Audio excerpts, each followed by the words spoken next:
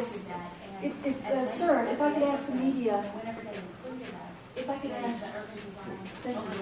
you may have been at the September 29th public meeting where the city and downtown Amarillo and City and various organizations presented an update on the progress and the planning for downtown redevelopment.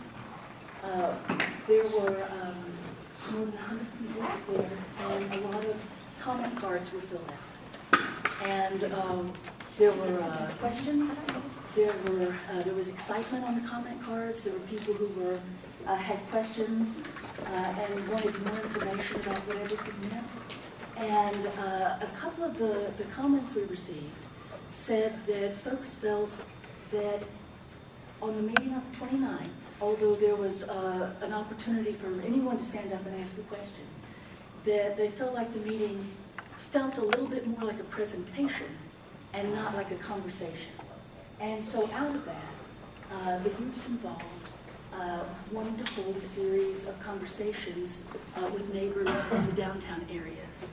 And so we've set aside a series of meeting times to have these conversations with folks in various neighborhoods. And there are today, and maybe Melissa could help me out with exactly where in the neighborhood we are today, and maybe kind of draw it out or just circle it for folks. We want to start with questions that people in this morning's neighborhood meeting have. And there may be some of you who are here from another neighborhood, or it may be that you got an invitation, but you can't actually attend the meeting that's scheduled for your neighborhood. And so then we'll go to those questions next. And occasionally I'm going to stand up and write questions down the board just to make sure we have everything. But my role is to moderate. And so to that effect, I want to just tell you who I am. My name is Robin. I have held down 2 jobs for a long time. I work as a pastor of a small congregation, and I also work in communications. And so I work for a company out of Houston that does a lot of communications work and meeting facilitation. And I'm on loan for a couple of days to the city of Amarillo, and am here to help facilitate as sort of an outside and unbiased person these conversations. And that's what they are. And so as neighbors, we want to ask and answer questions.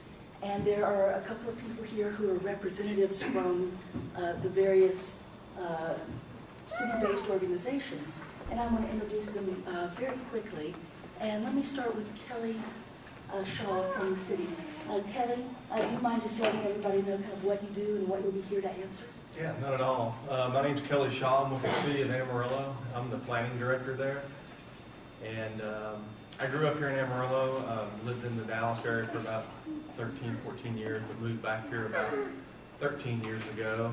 And I'm really glad that we're having this opportunity to sit here and discuss these things. Mainly what I'm hoping to accomplish from me being here is provide clarity, number one. If there's some confusion or some questions about things, I'm really hoping that that from this we can at least everybody be clear about a lot of the different things that are going on in the downtown and surrounding area. Because there's a lot going on right now, and so I'm here to hopefully help listen to your questions, number one, and number two, help as best I can clarify any questions or concerns you may have. So I'm glad to be here and glad to see y'all. Thanks, Kelly. Melissa, would you introduce yourself? I'm Melissa Daly, Downtown Amarillo Inc. I really appreciate y'all coming out this morning. Our role really is to facilitate the economic redevelopment of downtown, which really is for all the citizens to bring downtown back to the social and economic heart of our city that it needs to be. So that is our role in implementation of the strategic plan that was developed a couple of years ago. And Beth, would you introduce yourself? Thank you. I'm Beth Duke. I'm Executive Director of Center City of Amarillo. And we've been around since 1991, and our main job is to promote downtown, and we are working hard to promote downtown as a place to live, work, play, learn, and worship, and really make people excited about coming downtown and being part of downtown. We're part of Texas Main Street, so a big part of our job is historical preservation, and we're governed by a volunteer board of directors, and my board president, Charlie Sanchez, is here today, so I wanted to be sure you guys knew him. And he also lives in the neighborhood. Yes, my name is Charlie Sanchez. I'm the board president of Center City for 2010-2011. Lifelong residents of Amarillo and Carter County, and have lived in Clemens Echo. We bought our house from the original owners. It was built in 1929. I have been in this neighborhood for 31 years, and I'm here to help also with any questions or concerns. Your house is that new? That's a good one. I don't want to go there. Mine's older. Yeah. And one last person I'd like to introduce is Vicki. My name is Vicki Covey. I'm an assistant city manager with the city of Amarillo, and I'm just here observing today. I'm just happy to be here to listen to what everybody has to say, and you know, the people that are here are going to really take seriously everything that is said, and this is for you to talk to us. We want to listen to you, so I'll say I'm here to just observe. And what is your title, I'm sorry? I'm an assistant city manager for the city of Amarillo. And your name was what, ma'am? Vicki Covey. Okay. I'd like to go ahead and take up the questionnaires that you filled out first. And so, Melissa, do you mind? And then so if you haven't filled your questionnaire out yet, please fill it out. If you need a pen, just let me know. We've got extra pens, so if anybody needs anything, just let me know. And we circled this area of Clemens Echo that is the focus of today's meeting. And can I ask if we have people in the room today that live in this part of the neighborhood? Yes, ma'am? Yes, sir? Yes, sir? Yes, sir? Okay. Thank you. And so I'd like to start with you folks. And I'm going to get out of the way, although occasionally I'm going to ask questions. But want to see what your questions are, if they're about redevelopment, if they're about zoning, if they're about things that are going on in your neighborhood, whatever questions you have about your neighborhood. And then the people from the relevant organizations will answer. And if there's something that we don't know, we'll mark the question down and we'll get back to you. And if anyone wants to ask a question anonymously, you're curious about something that you really don't want to ask it in today's meeting, just make sure it's either on the comment card or the questionnaire. And we'll respond to you however you want. We'll respond to you via email or a phone call, or we can respond anonymously, because all the questions and their answers will be posted on a website with Downtown Amarillo. So you can just go there, and that's in some information we'll pass out later. But you can go there and see all the answers to the questions that everybody's asking. Probably you want to jot down the web address for downtown. Oh, yeah, let me do that right now. And so it's pretty easy. It's Downtown Amarillo, all one word, .org. And so if you go to downtownamarillo.org, I'm sorry, .com, forgive me, let me fix that. .com, You don't want to take it downtownamarillo.com. And if you go there, you'll see a link on the website for project updates.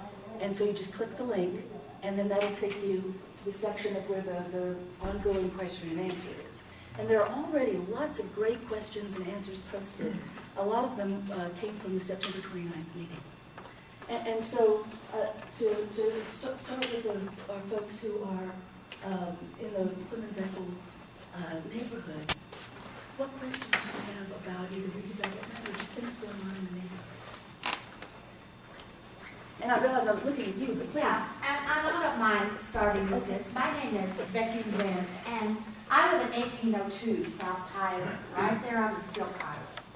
And it was, of course, as we all have investigated our neighborhood, you know that this is a neighborhood that was first established by the original movers and shakers of our city. And I love my neighborhood. I love my house. I love the history. I intentionally purchased this property in 2006, knowing full well that it is within what is called the circle of preference for the downtown revitalization project. I purchased this property knowing full well that it is zoned for residential as well as business. I purchased this property not only to have a roof over my head, but also as an investment property, quite frankly. I don't plan to live in this house the rest of my life. I have other plans for my retirement, but I am very, very interested and have been keeping an eye on the downtown revitalization plan from the very beginning, wondering how it was going to impact me, wondering how it was going to impact the city, wondering how it was going to impact our neighborhood. I, for one, am probably a voice that is not going to echo some of the other people here, because I want to make it very clear that I am fully in favor of the downtown revitalization plan as I have seen it. Now, maybe I won't say fully in favor, because I do have questions concerning what is being has been suggested for the absolute downtown area. I question a baseball park. I'm not a sports fan, but it seems to me football is the sport around this part of the country, and I don't quite think that I would want to stay in a fancy schmancy expensive hotel and have to listen to the roaring crowds. I don't think I would want to live in a loft right up against the railroad tracks with the trains roaring by day and night. You know, I have questions concerning some of those things, but that's not what we're here for today. We're here today for our particular neighborhood. I have heard the opposing voices as far as government interference and government control, and I've heard concerns of the neighborhoods concerning lack of individualism and our private rights and so forth. And I sort of take that all with a grain of salt, because I look at the houses across the street from me and on my block, and I remember try to imagine and remember some of the conversations that may have gone on in those living rooms and those bedrooms and those kitchens as they were planning the development of this new frontier city. And I know that a lot of it had to do with government control at that time. I know a lot of it had to do with private ownership and making money for themselves too, because after all, that's what generally people build a city for, to come and be able to be successful and make a living. And I try to think about those conversations, and I know maybe they had some concerns at that time too, but they had plans. They had plans. And growing up in the Canyon and Amarillo area my whole life, I drove Polk Street, even before my mother wanted me to. But and when the sailors were on the corner, the airmen were on the corner whistling, you know, girls, and I just loved it. And I loved shopping downtown. I loved the stores. I would come from Pampa, Texas as a little child, and would be just in heaven when I got on my first escalator, or when I walked in and twirled on the stools at the dime store. You know, I just always loved downtown Amarillo. So it was always my dream to live in downtown Amarillo. It was always my dream to live in the historic district. And I feel so blessed that God has allowed that dream to come true.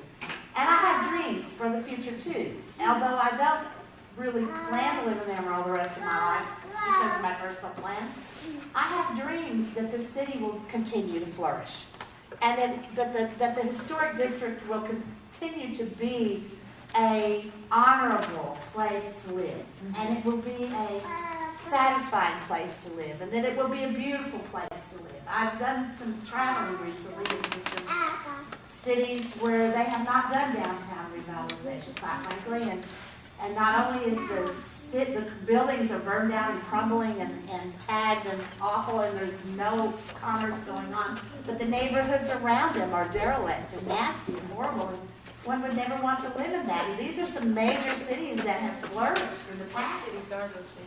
I've been to Texarkana just in the last 6 weeks, and it was a pitiful mess. This is a man who whose family is among the pioneers of Texarkana, and he remembers the days of vital business and vital commerce downtown.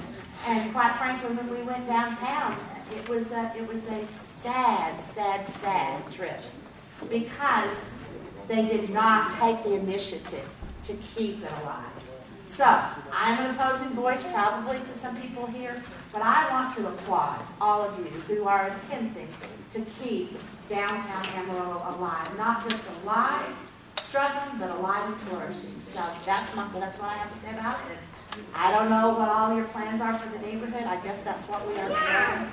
I haven't heard all the rules and the regulations, but can they be really all bad? I don't know. That's what you'll have to tell me. Well, and Becky, thank you so much. And one of the things, one of the questions I heard in what you were saying was about the effects of downtown development on your actual street and your neighborhood, and what does it mean in terms of design standards? What does it mean in terms of making changes to your existing home?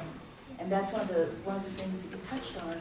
And I wonder, of our group, who Kelly, would it be you or Melissa or Beth, who would be best to... What are you going to impose Yeah, on us people? That's the question. Yeah, ask a question. What's going to be different about doing something through your house? Well, none of these things, design standards don't trigger you to do anything. If you voluntarily decide to do something that requires a permit, that already required a permit, whether we had standards or don't have standards, that goes through the normal city review. And if it's something that is on the outside of your home or in the public right of way, then there's one additional step, and that's to go to Kelly Shaw's office in planning, and you don't take it. This happens internally. So you don't even know that's happening. I mean, it's just a very seamless process. And then Kelly takes a look at it, and if it's compatible with the design standards, he signs off on it, and you go on your way. So what the design standards really do is kind of create a baseline of where we are now, and that changes and improvements get better rather than worse. And trying, just like you said, to make sure that our downtown and our neighborhoods do get better, not worse. But the standards won't trigger any improvements that you don't initiate yourself. I don't know if you want to add. I want to go a little further with that, because I don't understand what you're saying when you say I want to do something to the outside of my home, such as my yard or particular things in my yard that I've got to go see Kelly. So can you explain that to me? Yeah, I'll try to do the best I can. What it is, you know, I'll start with a broad picture. You know, the Clemens-Eckle area is a very special area historically, and I can tell you that even a long time ago, before I even got here, there was a big movement by a lot of the residents in that area to do something to protect maybe the character of the homes in that area. And a while back, they tried to establish a historic preservation district to actually incorporate a lot of the same type of things we're talking about today. So early on, people identified that Clemens-Eckle neighborhood as a special place, a historic place, something that needed to be, thought about and have some kind of guidance on what happens there. The design standards that have been approved is, I think Melissa said it real well in several meetings, that the downtown area is not just the central business core. It's that whole area that's basically between the railroad tracks and the highway and the railroad tracks in Washington. And we have a little specific area that we agreed was special, and it's the Clemens-Eckle neighborhood. It's just south of downtown. And what we tried to do was incorporate some type of design standards or guidance on helping protect the character of that area. When I say character, I mean there's obviously architectural types, the old craftsman houses, those kinds of things. And the best way I can explain it is these standards help protect that character by saying if somebody wants to do something to their home, number one, I think the easiest way to explain it is just like give an example. If somebody wanted to change the roof on their house, or we had a hailstorm and they wanted to have to replace their roof. What the design standards say is if you make any changes to the exterior of your house, it's subject to review by either the planning department staff, or if it's such a large project, it could go before a review board. But say somebody wanted to change their roof or replace some of their roof, they would have to go down to building safety. They would have to apply for a permit today. Kelly, can I interject for a second? Is that how things already are? Yes. Okay, so what you're describing is the current process. The current process, even before the design standards took effect, is if you wanted to change your roof or do something to your roof, you'd have to go to building safety and get a roofing permit. And in doing that, you'd have to tell them what kind of materials you're using, that kind of thing. Now with the design standards, since that is on the exterior of your house, they would also send that application up to the planning department. And for example, if you had a composition roof, and you were replacing it with a composition roof, we would simply sign off on it and send it right back down, and you'd be able to get your permit. We would approve that before they probably had even time to review for the roofing permit. So now you have me confused, because I put a new roof on my house about 10 years ago and I didn't have to. You didn't have to get a permit? The roofers had to have a permit. There were local roofers that had a permit, but I did not have to get a permit. Well, they had to get a permit. Somebody had to get a permit. I would like to ask about this.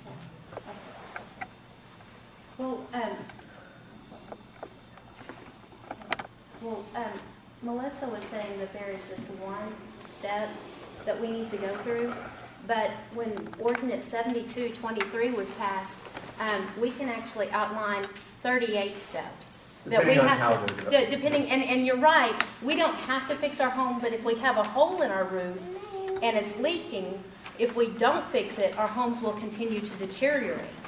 And when we look at the Amarillo, at 7223, the ordinance, then we actually see 38 different steps that we have to go through in order to fix a hole in the roof. And I believe that Irma has already approached the city with this. I can talk to them about the fact that when you want to get your roof fixed, one of the steps is you gotta take pictures of your neighbor's garage, if you wanna fix your garage. Well, why should I have to go there and take a picture of my neighbors on each side of me, front and back, and also do a schematic? Now, do I have to pay for somebody to do the schematic? Let's say I don't know how to do a schematic. Well, And that's just one of the, just for clarity, and thank you for letting me do this, just for clarity, let's take these one at a time. And so, to answer your question, ma'am, just to make sure it's finished, the answer's being finished, that when you had your roof done 10 years ago, it was the roofing company that got the permit on your behalf. Of course. Okay. Right. And so that's still part of the. You still have to get a roofing permit, and when your roofing company would have gone downtown to the city to get a permit, they would have to have told building safety. That's the department That I understand. That part I understand, but I don't understand the part about where you can tell me, as long as it's a legal, safe roof, what type of roof I can put on my house. It's let me give you another example. The Herring House. It's got a very historic old Spanish tile roof. I agree. Okay, if they wanted to re-roof that building, and this is an extreme example, but I'm just for illustration purposes. If they wanted to re-roof, they would have to come down, get a permit from building safety. Building safety would forward that permit up to us, and let's say, in getting their permit, they said they wanted to do a metal roof. And so we would see that, and we would have concerns about that, because that gets back to protection of the overall character of that historic house. And we would have concerns about that, and we'd want to talk to them, why are you wanting to take off such a beautiful Spanish tile and doing something that's completely out of character for that building? And then what if they told you it had to do with money? And the tile wasn't going to hold up under the hail, and they couldn't afford to keep putting the roof on. Because unlike Becky, and I'm sure a lot of the other people that are here in my situation, I didn't buy my home as an investment property. That's right. I bought my home. I bought my home because I love the historical part of my home. I bought my home in that area because I don't want to be like she wants to be, or you want to be, or she wants to be. Exactly. I don't want this subdivision look to my house, but I take care of my home. But I don't know where you live, Kelly, and I don't necessarily want you telling me, as long as it's legal and it's safe and I stay within the standards of my house, I don't necessarily want you to tell me what kind of roof I can put on my house, as long as it's a good roof. And those are the concerns of the people here. Because to me, that gets back into that, you know, I know that people are screaming about socialism and all of that, and that to me is part of socialism. Because I didn't have to consult you when I went to my lender and bought my house. I didn't have to consult you when I paid for my house. I don't get any consultation when I have to go pay my property taxes to y'all. And I can understand that you can go in a neighborhood. And another concern of mine is you're talking about a roof. I live on Harrison. I live in the 1600 block of Harrison. Our alleys are the pits. I have the dumpster right behind my house. The people dump the stuff all over, and I have to keep that cleaned up. But nobody is saying, okay, let's clean these alleys up. We need new dumpsters. The weeds grew up this tall in the back alley. Nothing was done about that. We landscaped I-40 West about 15 years ago, and then we came in and landscaped I-40 East not too long ago. West I-40 is not landscaped anymore. It's weeds, and it was up this tall all the time. So I'm sitting here and I'm saying, why are we talking about my roof when y'all can't take care of what needs to be taken care of? And my concern is, I mean, I agree that we need improvement. I'm not saying that.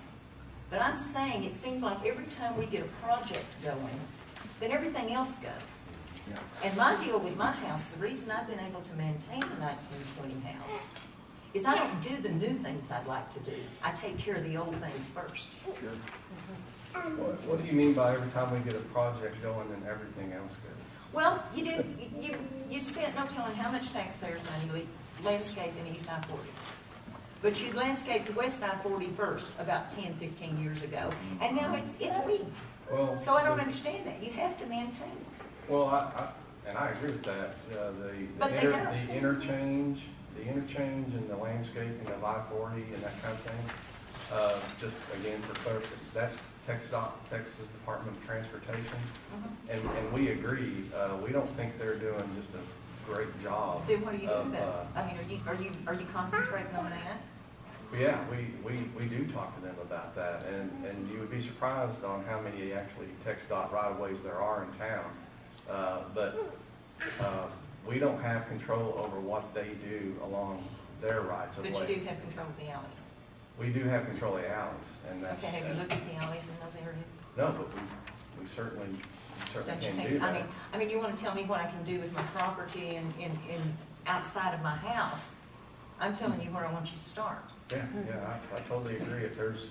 But I don't problems want in you the telling alley. me if I decide I want to put a yard light in, I don't want you telling me what kind of yard light I can put in. That's right. I don't like your taste. I don't, I agree with Center City, Amarillo, but when I drove downtown and saw all these signs up, it looks like a carnival. Yeah. I mean, there's too much. I mean, it is Center City, but I think what we're saying is if you move intentionally into an area that you know there's a neighborhood association and you then you have do that to on do purpose. There certain you go. There you things, go. you make that decision. But now you're taking an area where people live and you're imposing that sort of things on them after they're in that area. That's not right. Now, I agree with the stipulation if people aren't mowing their yards and they're not taking care of their property, then maybe you should address them. But because I choose to put a different light in my front yard than you like, I don't get it. I don't get it. Well, and I'm not arguing with you.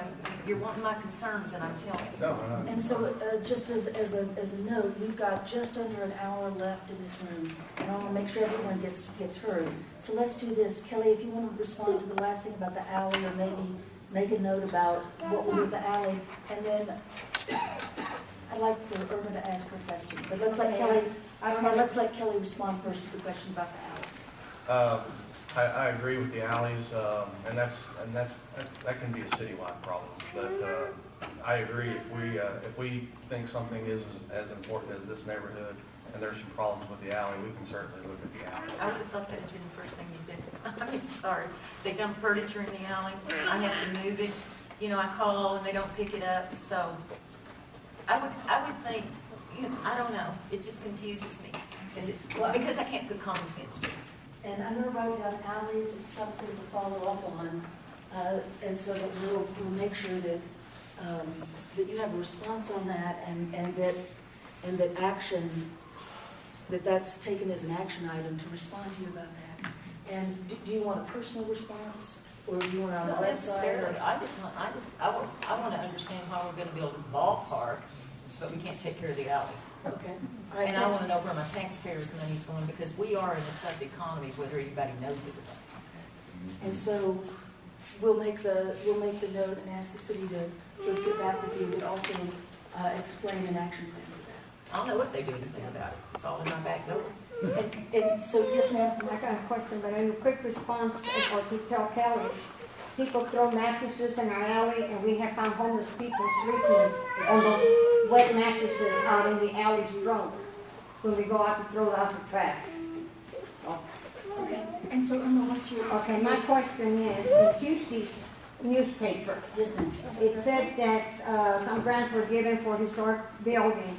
One of them was to Western Builders at 7S Grant, and I'd like to know who the owner of that building is.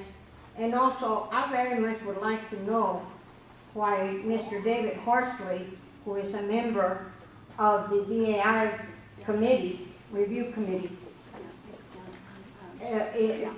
huh? You're right.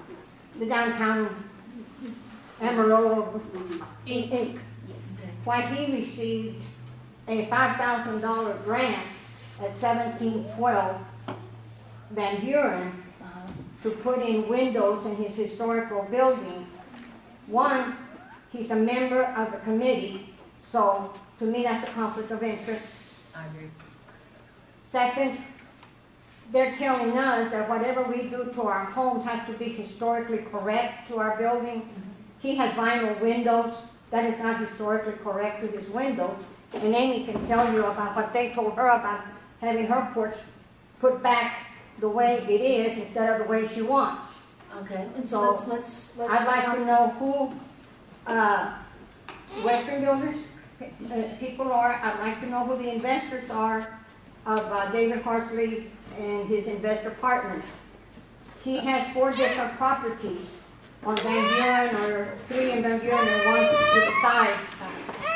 I'd like to know how long ago he bought those, because being a member of the committee, did he have inside information that this was going down and he's going to make a profit by purchasing this building? Now, I have nothing against anybody buying a building and fix it up. That's great. I like that. Now, him fixing up the apartments and the other houses is going to raise the other residents' property taxes. But he gets a $5,000 grant, which I doubt very much that he needs. He's going to profit off of what the other people are going to be paying on the property taxes. Are they going to be using our property taxes to be paying for this ballpark downtown? Because that's the way I see it. Okay, and so let's divide this out, thanks Irma, into a couple of questions. Who gave the historic... Center City, we did. Center City gave, and I asked Beth several years ago about getting a grant from a 1904 house so that I could fix it up into a bed and breakfast. She said, no, that is not downtown. Those grants are only for the downtown area. Well, now that they pulled all the residents into the reinvestment thing they want to do downtown, they pulled all the residents all the way to I-40 when they were going to stop on 11th Street, all the way to Washington, all the way to the railroad tracks, included all these residents, and wanting us to put nearly $5,000 lights and do all these improvements to our home. And they tell me, but Irma, you're going to like the value rising on your home. But I didn't buy it to make money on my home. It is a home, not just a house.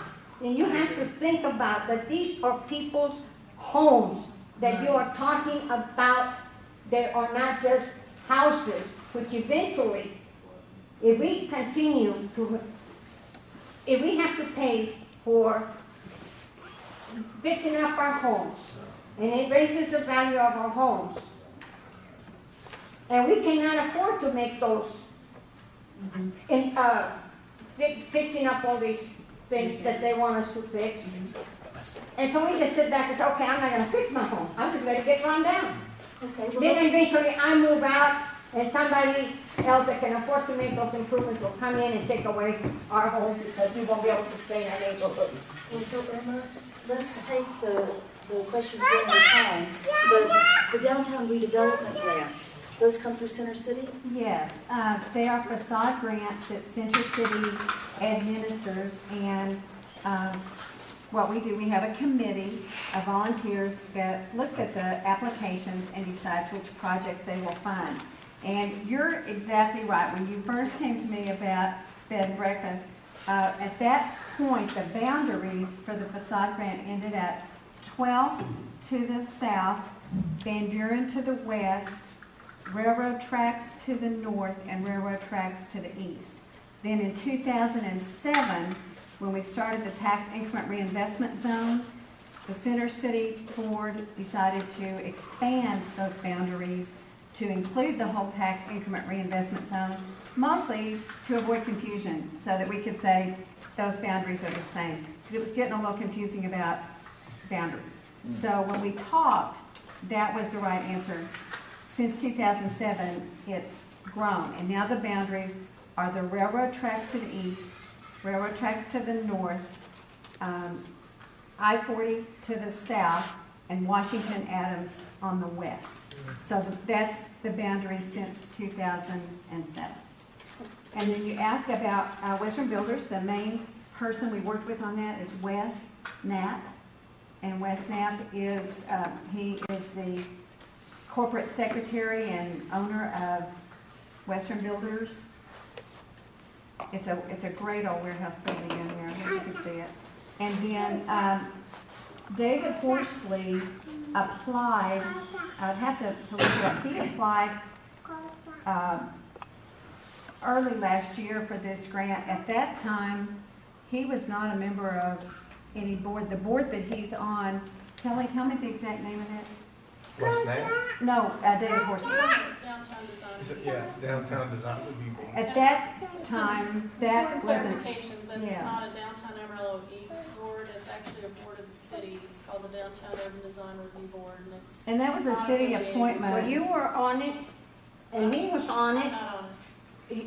We saw you sitting with him, and he introduced himself, and we had him on tape. And he is part of that group that's going to make decisions in our neighborhood, and I don't think it's right that even if he applied for it, and you knew that he was on this, it should have been pulled. I'm so sorry, but the board did not exist at that time. The board did not It exist. still should have been pulled once you knew that he was on it. Because how do you think the rest of the neighbors feel? Because yesterday I walked Van Buren and talked to the neighbors. And they're the ones that pointed out the other building. They say, I can't fix mine, but he's going to fix his, and he's on the board. That's not right. Well, the way the system, the design review system works, anyone can make an application. Generally, the committee was supportive of his because it was changing a place, upgrading a place for more people to live downtown. Well, that's still not right. And so He's going to profit from something from the rest of the people in the neighborhood, and that is not right. Is Wes Knapp on a committee too? I don't know if Wes serves on other committees. I'm not sure. And I just want to make a real quick statement. We are not angry with Center City. We like the work of Center City and what they've been doing in the downtown. We like the fact that there's new restaurants going up. We like that they're doing things downtown. I even like the horses downtown. I think it's very much a part of Amarillo. I like that. That is not what we're mad about. That's not what's upsetting us. What's upsetting us is when you included the residents Exactly. into That's right. this. And we do not want to be part of this. No. And we have asked and requested, please take the residents out. If we want to buy a lamp, we'll buy a lamp. If you come and tell us, hey, we got these lamps and you can purchase them at such a price, if you'd like to put one on there, leave it up to us to decide. If we want to put trees so many feet away from our house, why should I have to choose a tree that she decided that I need to have in front of my house? Rather, maybe I want a magnolia tree. And I don't Or, want, you I don't know. want commercial in my property. I don't want little rinky-dink shops in my home. And so this is a, It's a residence, not a residence commercial area. and so thanks for your question about this. I have a follow-up question for Beth, and then I want to go to something else. Beth, if any resident of the downtown area wants to apply for a facade grant, how do they do that? The way they do it is they call our office at Center City, and we make up a packet that has an application form and a checklist of everything they will need. And then once they fill out the application, they meet with this volunteer committee, and they can answer questions about the project and the impact on the neighborhood. And then from there, the committee makes its recommendations, and then ultimately the Center City Board of Directors approves or disapproves their recommendations. Okay, thank you so much, Can Beth, for that. Sure. And That's something that goes along with what, what Irma was saying, and Beth too. Mr. Shaw, so what I'm understanding is that it is very important to try to keep this area to a certain historic level, to be able to keep it historically, not accurate like it was in 1920, but as much as possible. Is that correct? Am I? Yeah. Okay. And I'm assuming also that Mr. Horsley had to go through different procedures in applying for the grant, and this had been going on for a while. He had paperwork to fill out. When he did decide to put these windows in, he had to go through code enforcement and do go through everything that the rest of us have to go through. Is that correct? Yes, I don't know exactly when he applied to get, the grant, Right. or when he went to building safety to get a permit. I'm not personally aware of him replacing the windows. I haven't been involved in that. Okay, but to do it legally, he would have had to have done that. Right, and Okay. that is part of the application process. Process. It says the applicant is responsible for obtaining all the required permits and inspections, and those all have to be done before any funds would ever be released. Okay, now the question I have is, how was he able to put in, and for our house, we put in the split light windows that are representative of that area to keep it historically accurate. What I understand is he put in plain vinyl windows. How is he able to do that and get around the historic part of that and get a grant for just plain vinyl windows when the rest of us are required to keep the historic quality in our homes? Like, for instance, your porch. And our porch, and along with that too, which goes along with improvements, I have been asked by, and what's the gentleman on the second floor he's in So charge can I of? interject for just a second? I'm sorry, I can't see your name tag. Oh, I'm sorry, Carl. Carl, okay, I'm Yes, sorry, yes. Carl. So just so that we make sure everything gets answered, let me And I do ask have the- okay, so one or we'll two come back other to ones. you. I do appreciate that. Yeah, we'll come back to you for a follow-up. So who can answer about different window? Well, Yes, sir. They are vinyl windows. Yes. But they are divided light windows. What do you mean by divided light? They, just like this window right here. I did not see anything It's- like that it's in the divided. pictures that I took, because I walked right up to them. And she said she touched them and she looked at They them. are vinyl windows and they are divided light windows. I did not see them. I'll have to So go back again and maybe I look. made a mistake, but Okay, now, so could you be looking at the house next door to him? With the, No, I went to the apartment Okay. at 1712 South Van Buren. I walked out of my car, I put my hands on the windows. I do not remember seeing squares. I remember touching the vinyl, and decided I better leave before somebody got me for trespassing.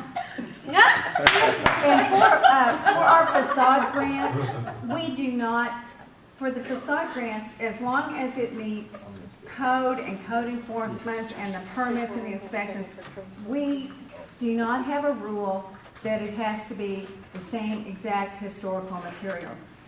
For example, last year we helped with windows at Shiver Meckert in the great old Magnolia Petroleum building down there at 9th and Polk, and they used a beautiful window similar to the original windows that had a Gothic kind of an arch to it, and they look like the windows that were originally in that building, but our particular rules do not hold you to using the same materials. There are some other programs that are not Center City, like historic tax credits and some different things. They may have lots of different rules. I can't speak to that. But for Center City, we want it to look compatible. We're more concerned with the compatible look, but we don't hold you to the actual historical materials. So yes, and we ours, have not done that. and ours aren't historical materials, but they're divided lights inside of two panes of glass, so they're vinyl, so they look. Yeah. But we're wondering why they, that apartment didn't look historical. Now, So, and sir, before you finish, yes. there's one more response to the question. No, I just wanted to add a clarification. Mr. Horsley's permit was in well before the design standards took effect. So he did not go through the review process. And then the second point I wanted to make is it's likely that that would have been approved. And I bring that up because I think there's so much, a lot of concern about the cost.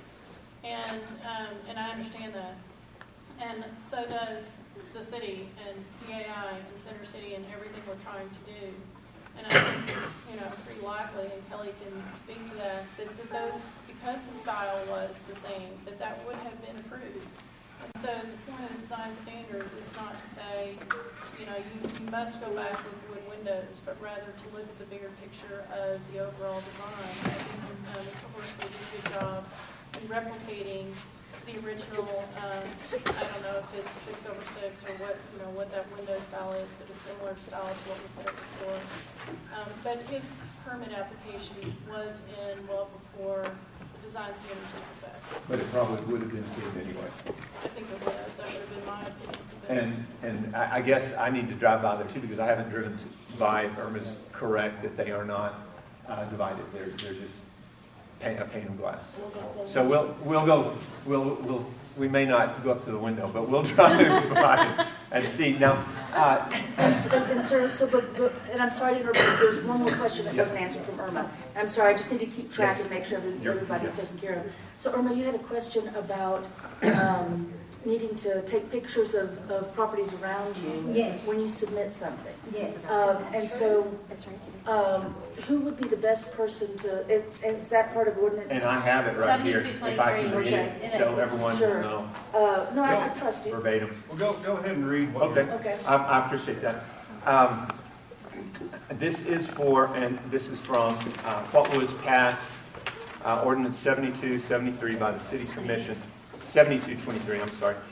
Under section 410-123, let's see, that's where I'm starting. No, I'm sorry.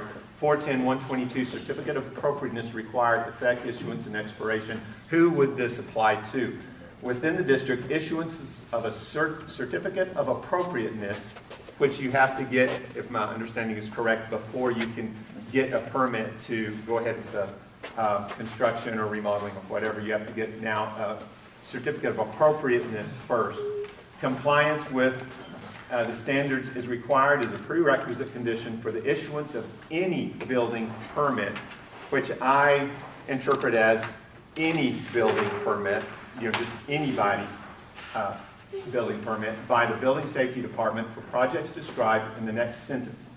Applicants for a building permit may be submitted in conjunction with an application for a certificate of appropriateness. However, no building permit shall be issued for new construction, expansion, renovation, remodeling, or other alterations to the exterior of any building other than painting, parking lot, or public right-of-way, or common area open to the public within the district until a certificate of appropriateness reflecting compliance with the standards is approved by either the Downtown Design Review Board or the Planning Department as provided in this article. Okay, skipping over to what is required for any building permit, and it is as follows. Site plan including footprints of all existing structures, proposed footprint of all new structures, existing structures adjacent to the property, I'm assuming that's your neighbors on every side, building setbacks, location of parking areas, parking lot islands, driveways, sidewalks, walkways, loading areas, walls or fences, utilities, lighting, signage at grade mechanical units, dumpsters, and all other site improvements. Landscape plan, including location and dimension of areas to be landscaped, including private property, adjoining right-of-way, and parking lot islands. Total amount of landscaped area, location, number and planting size of all trees, shrubs, and ground cover, location and coverage of irrigation system, and location and description of street furniture. Schematic floor plans depicting the arrangement of the interior spaces, I'm assuming the walls and everything inside your house, location of windows and doors, mechanical equipment, electrical meter and utility locations. First floor site plan should show the relationship between the first floor and the site. Schematic building elevations for all sides of the buildings, showing design of all elevations, existing grade, proposed grade, finished floor elevations, roof slopes, mechanical vents and equipment, location and type of outdoor light fixtures, design and location of all wall signs, and notations regarding exterior colors and material. Material specification outlined with samples, brochures, and/or photographs of all exterior building and site materials, finishes, and fixtures. For all detached signs, site plans drawn to scale indicate sign location of drawings of proposed sign, lettering on graphics, and I'm assuming this is referring to businesses here, drawn to scale of at least 1/4 inch to the foot, including any support structures. Colors of the proposed sign shall be indicated on the drawing, and actual color samples shall also be furnished. Any proposed illumination shall be indicated on the drawing.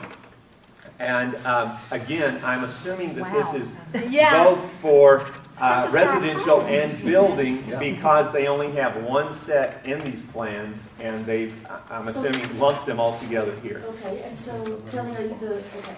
And So that thank you very much. was very descriptive and accurate, and you read it very well. But I'd also like to just point out a couple other things.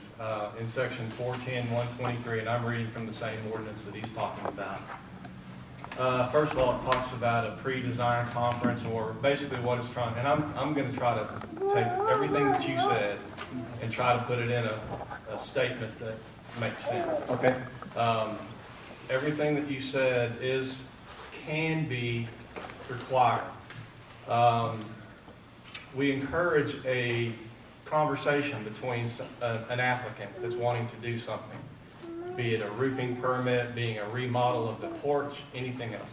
We encourage a conversation, and at that time, we ask, that if we could get some information to let us know what you're doing, it will help us, speed up the process. And so, for example, what you didn't go over was in 410-123, the pre-design conference. There's quite a list there that says applicant must provide an electronic version or 2 hard copies of a site plan containing the following information.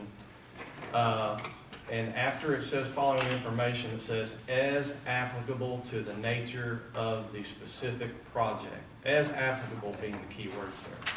Footprints of all existing structures, proposed footprints, existing structures, existing proposed floor plans, building setbacks, parking areas, landscape areas. So there's a lot of things right there. But depending on what you're doing, we may not need any of them. We may need one of them. We may need all of them.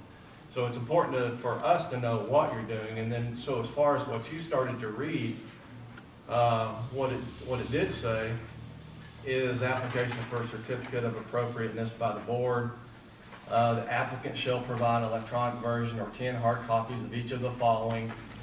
And then that's when you started reading the site plan, yes, the landscape plan, the schematic plans, the materials.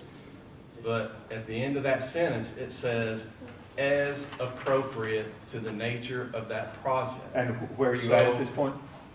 I'm right there, right Section- the last sentence before number 1 where it says site plan. As So- appropriate to the nature of the project. As appropriate to the nature of that project. If you're Yes. doing a roof, there's no way we're going to require a landscape plan. There has to be some kind of logic, and common sense. And I know most people don't think government has logic or common sense, but we try. But there's no way we would require a landscape plan, building setbacks, floor plans if somebody's getting a roofing permit. If somebody was building a brand new business or home, then yeah, there's probably going to be more that would be required, like a floor plan or where the building is, because we need to make sure they meet building setbacks. So depending on what the project is what's going to dictate what we need to see. And we only need to see whatever we need to see that gives us enough information to either approve it or talk about it and send it Don's way.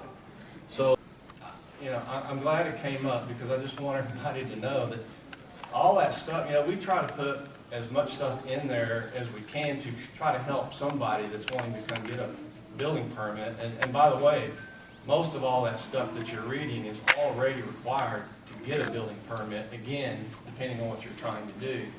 There's not a single thing really that I can think of that's required for us to review a project that's not already required for a building permit. So I don't think there's any additional burden that's put on somebody by what they need to bring. But certainly, I don't think anybody would take this so literal that if you wanted to, depending on, again, if you want a roofing permit, all we need to know is what's a roof, what are you putting on the roof? That's all we need. If somebody's going to be putting in, say they're going to have to, they want to brick or side their house, something like that. All we need to see is the materials that you're going to use.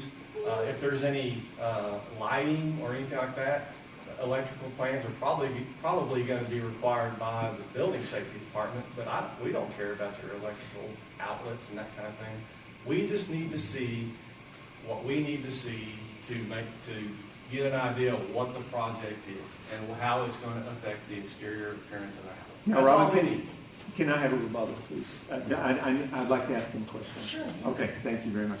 and make a comment or two. I think, well, at least for me, I think possibly everyone would agree, if it is not in writing, it doesn't exist. If we sit here and talk about it and agree to it, but it isn't in writing, we can't refer back to it and say one way or another. And that's why whenever we go back to section 410.123, section 410.121, where it says, it's required as a prerequisite condition for the issuance of any building permit, not just the ones that we feel are appropriate for this project or that project, but any building permit, and remodeling or alterations to the exterior of any building other than painting. That would lead me to think it would be any of them. Now, also, the individuals that are here with the City of Amarillo, Mr. Shaw, yourself, and the other ones in code enforcement that will be retiring someday, other people will be stepping in and interpreting this possibly in different ways, possibly exactly the way that it says, with any building permit, requiring us to do, who knows, most of them, some of them. I really feel like it needs to be specific so that we will know what will be required, and it won't be at the whim of a code enforcement guy that possibly we've ticked off, and now he's coming and saying, okay, well, yeah, I'm really ticked at you because you did this and this. I'm going to require, this much instead of just this much. It is up to the individuals how much they're going to require. Let me give a personal example. We would like to and have looked into replacing our front porch. We've gone down to code enforcement. I've talked to them multiple times about the materials, what we need to give to the city. I've told them I want to go exactly by what the city needs. We remodeled our home. We went by every code that the city requires. We don't want to step out of those bounds. We just have a problem with how much they require. On this project that we're working on now, we went down to code enforcement, and they told us in code enforcement that we need to put on, replace our front porch and add a little bit of driveway and replace our sidewalks. We need to hire an engineer at, I have no idea what cost, to come in and design that, tell us the materials we need, tell us what we need to do do this project. And then I was sent upstairs, second floor. Who's the Historical. yeah, Chris Valverde. Chris Valverde. Nice gentleman. Talked to him several times. Very professional. I'm just writing down his name here so I can refer back to it. Mr. Valverde talked to me about the historical qualities and how at first we just needed to keep it as it was. Well, right now, the boards on our porch are 90 years old. They're starting to buckle. Some of them are falling in a bit. It would be unsafe to keep it that way. I did take pictures of those on another trip. He asked me to go back home, take pictures of our porch, come back up, give him those pictures. I did that, and then he asked me to go home and get pictures off of the internet, or not off of the internet, but just representative pictures of the materials that we were going to use. I went back home, I did that. Multiple trips back and forth. He even said he needed to drive the neighborhood to look at what the other porches looked like to make sure that we would stay in the same historical quality of the other porches. I did that. I drove the blocks so that he wouldn't have to go to that effort. And I will tell you the truth. I am doing my best to bend over backwards to make sure that I don't tick this guy off, because I know he can make my life he can make it very difficult for me. My wife and I had some rental property here in Amarillo, and that did happen where I was crosswise with one of the code enforcement individuals, and it was horrid. I mean, he really made our life terrible because at that point I'm assuming he didn't like us. But anyway, I'm bending over backwards trying to meet everything that Mr. Valverde wants us to meet, and go over and above by driving the blocks myself. I drove every block in that area from the railroad tracks to Washington and 15th to Expressway, recording the materials, recording the addresses so I could give this to him. At this point, we have had to stop because it's too expensive now. I mean, we don't have the money to hire the engineer and do the project, and we've had to back off, which means this is going to continue to deteriorate. It's going to continue to buckle, break down. We're stuck at this point because of the cost that it has gone into, because of the additional steps that we have to take for the city of Amarillo. Okay, well, what I heard were two issues there. Number one, there's definitely an issue with what's being required by building safety and what's being required from the design standards point of view.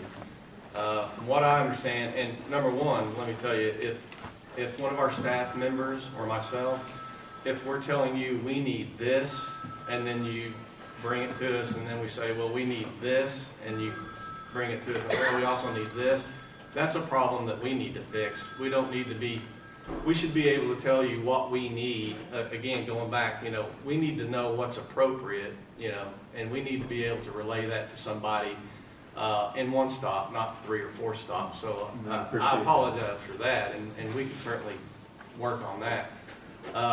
But bottom line, what I gathered he was doing is he wanted to know, number one, why he asked for a picture.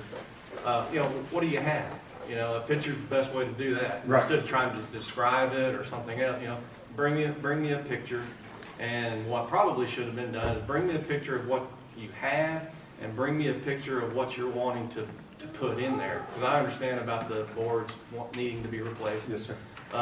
Bring me a picture of what you have, bring me a picture of what you're gonna do, and I would be willing to bet something was said along the lines, if it looks basically the same, something like that, it's fine. Well, he said it needs to go to another group of individuals. I need to write a letter now that he will submit to another group of individuals in the city to see if it actually meets the standards that needs to be met. That again is where, that's our historic preservation board. Your house is designated as historically significant.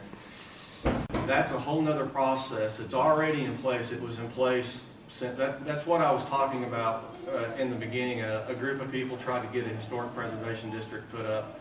So that's one of the things that we're trying to iron out right now. As far as technically, you would a certificate of appropriateness would need to be required, but there's also the historic preservation requirement that you would need to go before that board. And right now we're working on trying to make it to where if you receive approval by a certificate of appropriateness, that serves as approval from the Historic Preservation Board.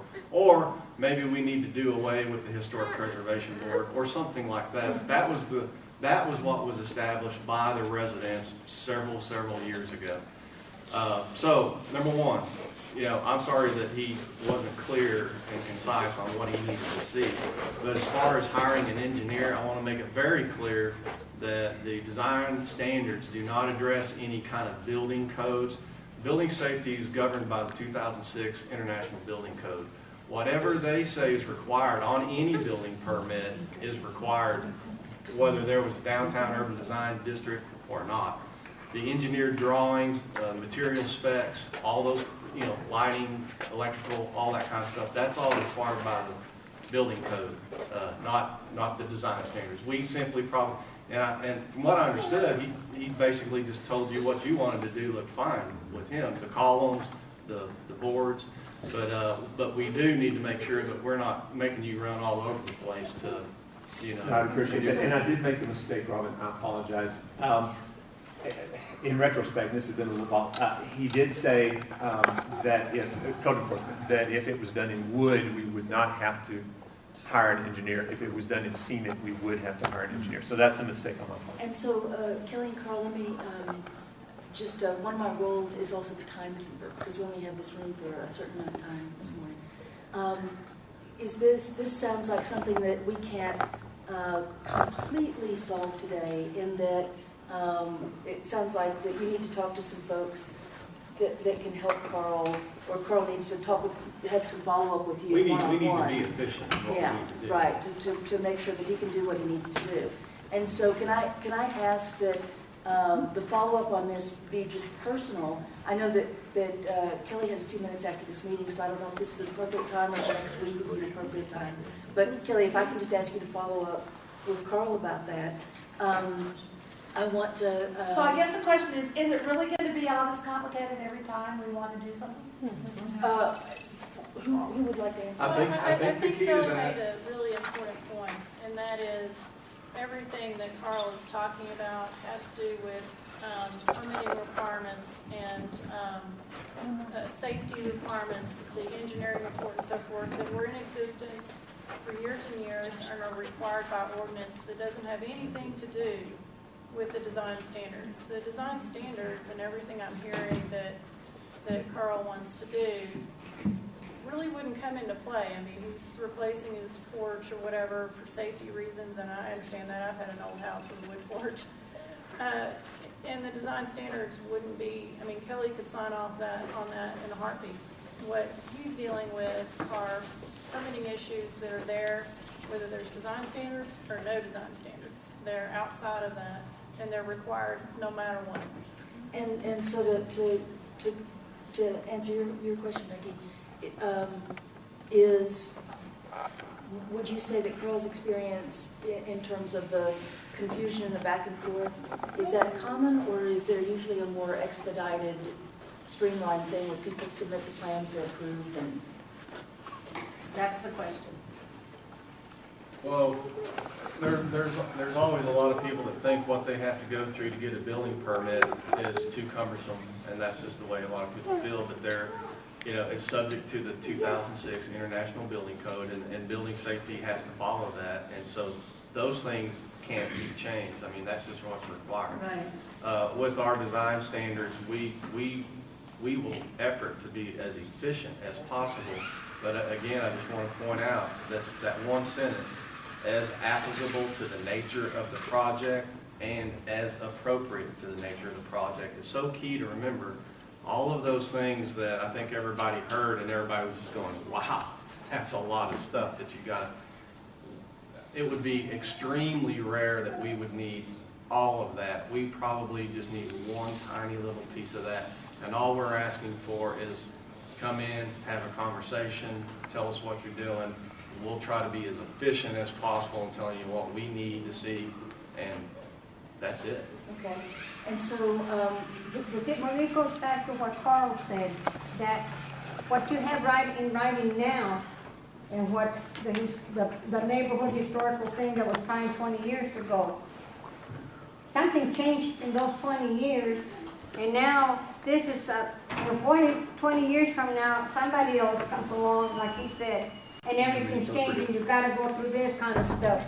That's just it. You're saying, oh, well, that was so-and-so that did this so-and-so back then, and he's going and saying the same thing. What if somebody else new comes in, you're gone, somebody else is there, things change in that person's mind, but it's still written down in another way on paper. And what is the International Building Code? There's the International Building Code, there's different, that's kind of a complicated answer, but basically it's a book of policies and guidelines for cities to use to make sure things that are being built are safe, and that's basically came up what with that? It's a national wide. Would that be the United Nations doing this? No. International?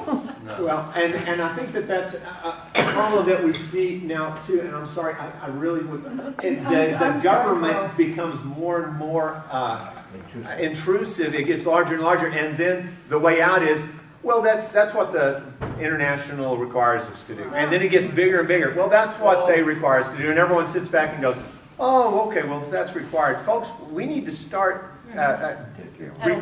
we need to start getting rid of some of this stuff. I mean, we're getting more and more on top of us, and then it's required to the state of Texas. Oh, okay, well, the state of Texas requires it. We have to do it. It just becomes more and more intrusive, and the international, everyone sits back, oh, okay, it's international, we have to do it. We have to stop at some point, or y'all are going to run over us. Well, that's how a lot of us feel. Yes, sir. Just in layman's terms, let me see if I can break it down on the International Building Code. It would be something similar to the NFPA. And I know we're going to use acronyms here. What's that? NFPA is National Fire Protection Code. Okay, so my point is, if you was to go into a building or a structure and somebody came in and haphazardly wired it with using extension cords for wiring, there has to be a code saying you can't do that. And that's what part of the International Building Code is, to make sure that those unsafe conditions do not exist in structures. Right, and I do understand that. I think the safety, tying into the safety, is another way, though, that people start justifying things that are outside of the safety realm to put on top of us that we have to go by. And I do understand. They'll go back, well, we have to do this because we do all these things for safety. So we have to do all these things for another reason that don't have to relate to safety. And we get more and more bureaucracy on top of us. Between the lines, those statutes and standards were put in building codes way before these urban design standards were even came into existence. So there's a business downtown Amarillo right now, a business that said, and has come to us and said that they have to have a building permit to put a plant outside of their business. That's too much, guys. Or a bench. Let's respect the time constraint that we have here, and let's respect to remember the focus of the meeting, which are the things that are going on specifically in this sub-neighborhood of the residential That's where we area. live. And I know, that's where you live, and so that's why we're trying to focus on the questions you have. I want to ask you, Beth, if you do me a favor, behind you are on the left-hand side, there is a glossary of terms. Yes. And would you just pass that to everyone else? Yes, sir. Is it? And I'm sorry we haven't met face to face. Is your name pronounced? Eloy. Eloy? Yes, sir. I'm concerned with the baseball stadium. Will that increase the traffic through our neighborhoods?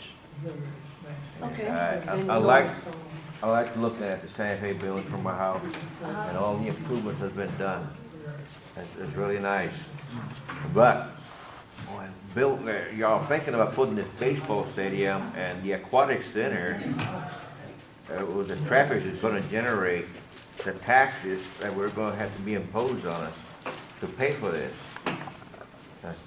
I'm just worried about the money. Okay, thank you, sir. Traffic. And who okay, thank you, Melissa. Well, we don't really know yet in terms of how that would be funded. That's just something we're doing the due diligence on. We don't know for certain if it'll be built. I mean, we're in that process now of identifying how much would it cost, how much would the return be? In other words, if it's paid for through taxpayer dollars, how much taxpayer dollars comes back because that's put in? Is there a plus on the end of that? You know, the traffic situation is kind of interesting because one of the reasons that we do look at that area, aside from the synergy with the other uses, but also Pierce Buchanan, which is 6 lanes of major state highway going through there. And so that's one of the reasons that, you know, the locations we were looking at is focused on those roadways, because it's an easy in and out. But anyway, they're not gonna be coming after the graduation through our neighborhood revving up their motorcycles. But after an event of motorcycles and stuff down there, we're gonna hear that noise, and then we're gonna have the traffic down our streets. Those are beautiful cobbled streets. I hope that nobody ever puts in one of their mandates that they're gonna be covered up like they tried to do a few years ago. We fought that, and we won. And we fought the bars downtown, and we won. My husband and I are responsible for those 3 bars that were put up there on Harrison. We were the ones responsible for closing that down. I'm sorry to close the Heidi Hole. I didn't know Miss Heidi Hole. But I'm really concerned about what all this extra traffic and things that are going to be going on in our neighborhood.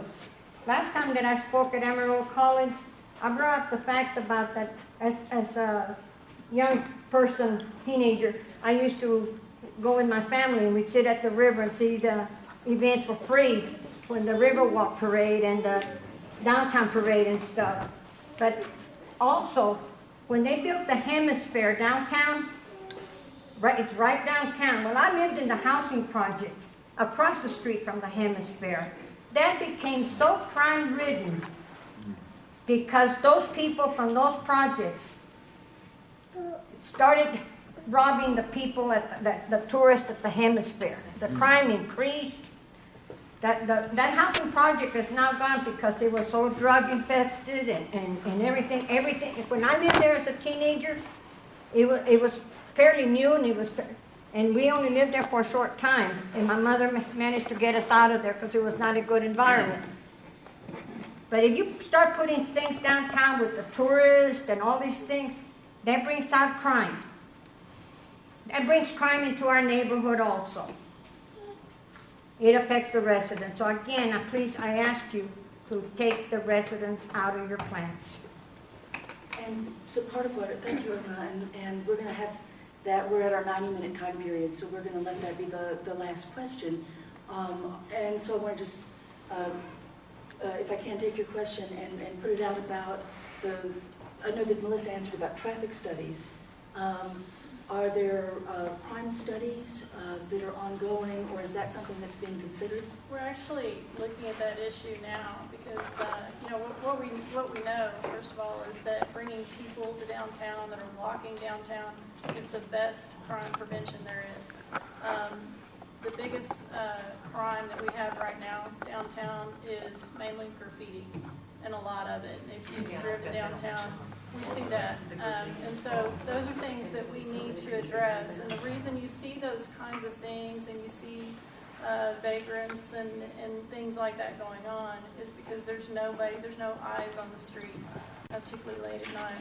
And so, bringing activity to downtown, I live in this area that we're talking about, so I can relate to the motorcycles going down the street and revving up their engines, and I'm already asleep at 11 o'clock and waking me up.